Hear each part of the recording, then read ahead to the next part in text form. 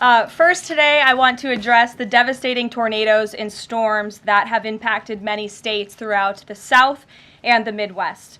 As of this morning, more than 40 innocent lives have been lost, and many communities have been totally destroyed. The president has been actively monitoring the situation, and the Trump administration is engaged with governors and local officials to restore affected communities and livelihoods. Everyone impacted is in our prayers, and President Trump is fully prepared to assist state and local officials as they recover from the horrific damage. The president has had a very busy weekend, making our country and the world a much safer place.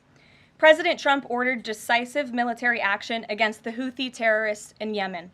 These Houthi terrorists have engaged in piracy, violence, and terrorism against American ships for years under the Biden administration, costing billions of dollars and putting innocent lives at risk.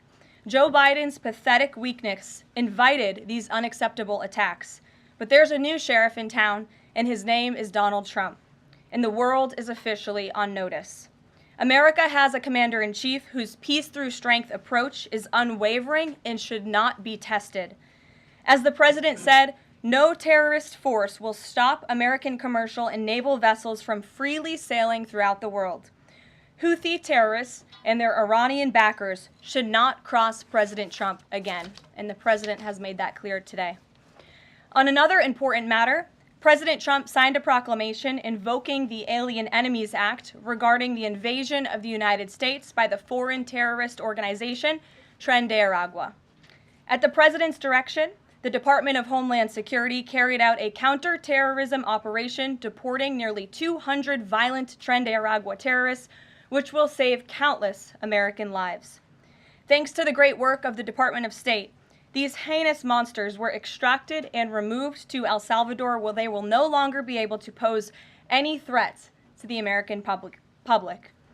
Tren Aragua is one of the most ruthless terrorist gangs in the world, and they are responsible for some of the most heinous crimes that have occurred in our nation's history in recent years, including the savage murders of beautiful Laken Riley and Jocelyn Nungray.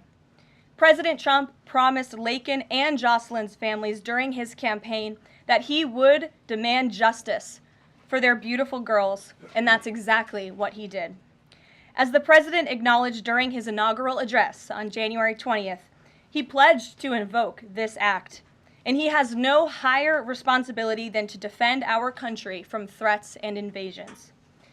President Trump will continue his historic efforts to seal the border and prevent these illegal invaders from coming here in the first place.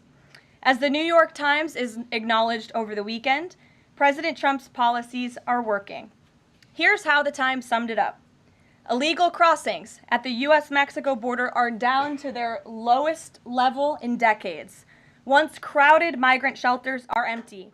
Instead of heading north, people stranded in Mexico are starting to return home in bigger numbers. The border is almost unrecognizable from just a couple of years ago, when hundreds of thousands of people from around the world were crossing into the United States every month in scenes of chaos and upheaval. This is the Trump effect in action. And again, those are the words from the New York Times. We didn't need a border security bill. We just needed President Trump. All of these actions taken together are contributing to a wave of optimism about the direction of our great country. According to brand new polling from NBC News, more registered voters say the United States is heading in the right direction than at any point since early 2004. Americans support President Trump's common sense approach that's getting our country back on track in record time. Meanwhile, the president's critics can't say the same. That same new NBC poll also found that the Democrat Party has reached an all-time low in popularity. It turns out when you let your hatred of President Trump get in the way of doing what is best for America, the people reject you. Who would have thought?